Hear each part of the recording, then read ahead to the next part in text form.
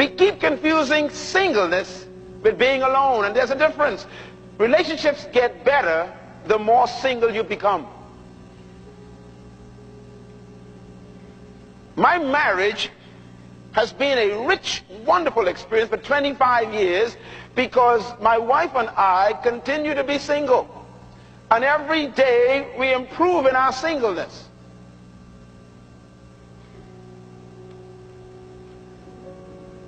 Singleness is more important than marriage. And most of you in this room have never been single. All you've been is unmarried. And thank God.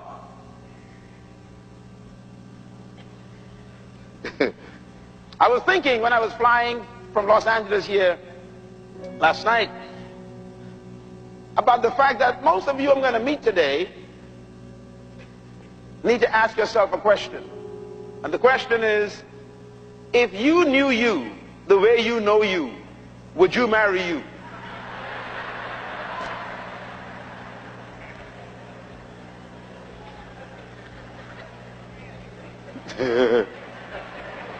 Think about it. Think about your bad breath in the morning. Would you like to wake up next to that bad breath? What about your secret habits, not bathing when you should? Stinking socks, smelly underwear. I mean, would you sleep with that? Don't get funny on me now. You might as well accept this. And you asking people to take that home with them for the rest of their lives.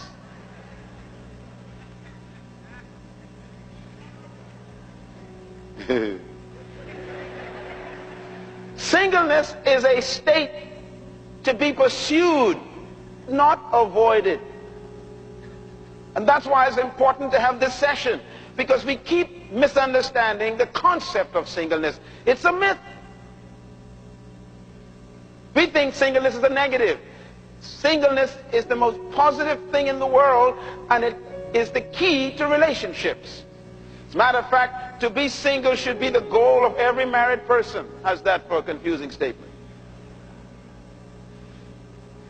The more single you are, the more successful your relationships will become. Not just marriage. I'm talking about friendships. Some of you got horrible friendships and they keep falling apart and there's tension all the time and you cannot get along with your friends because you are not yet single. Could you imagine getting married like that? You can't even keep friendships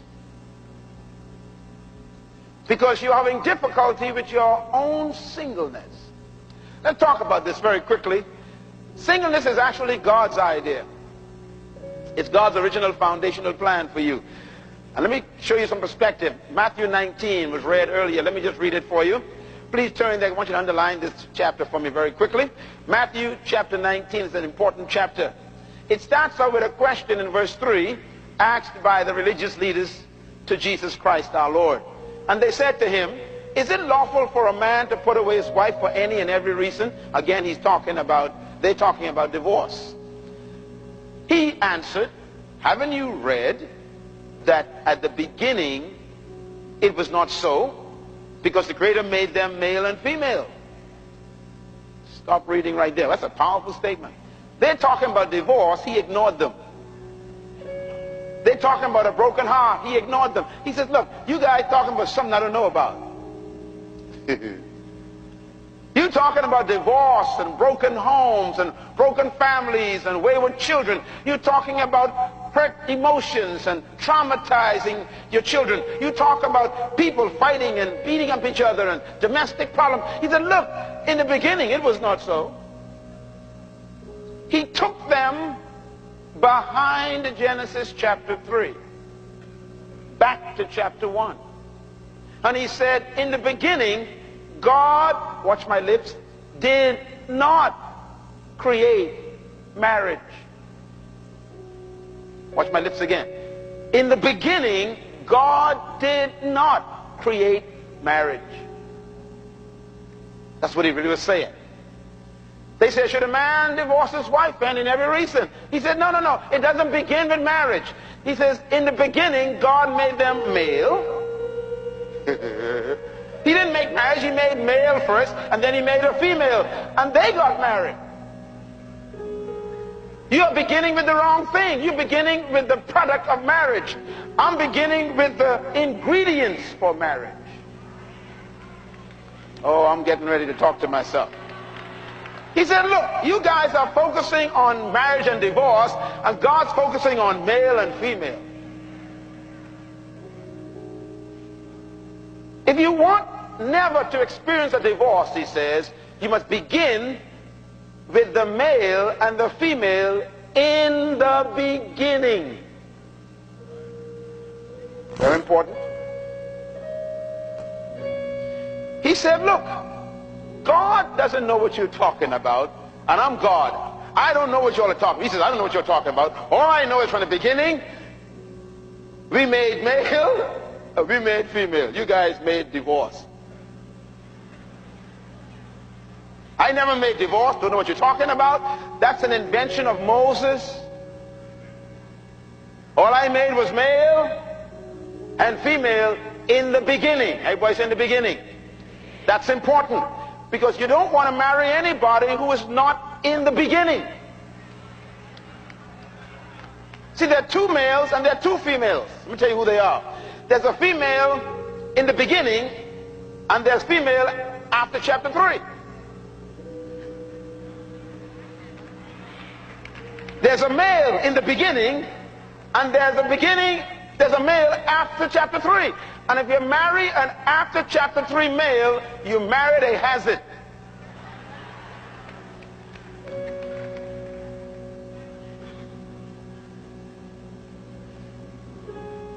Let's prove it. He says, for this reason should a man leave his mother and father and cleave unto his wife, and the two shall no longer be two but one.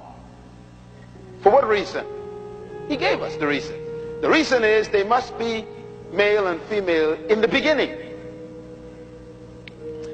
That means the only time you should leave your mother and your father is when you found someone who is in the beginning. Oh boy. So your first question when a man looks at you and says he wants to marry you should not be, do you love me, but where are you located? Are you before Genesis 3 or after Genesis 3? Are you back in the garden or are you in the bush? We need to know. Oh, I need 2 days to talk about this. When she winks at you, brother, and say you're cute, just say, baby, where are you located? Are you before Genesis 3 or after Genesis 3? That becomes your determination for a long-term relationship. Why? Because that's the reason to leave home.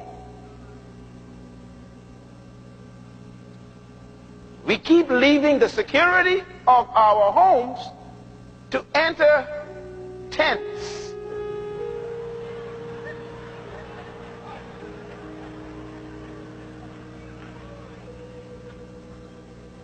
Shacks. Shacking up. Tell your neighbor, stay home. At least you know where it is. Clap your hands right there. That's right. You know where home is.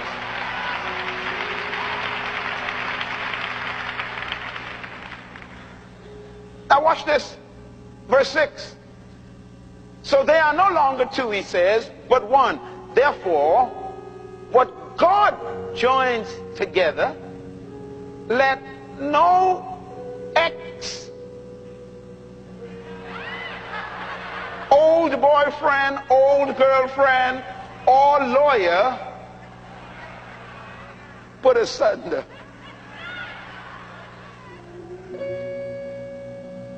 Whom God joins together, he says, let no lawyer, no judge, no ex-boyfriend, girlfriend, or spouse, or even prophet put asunder.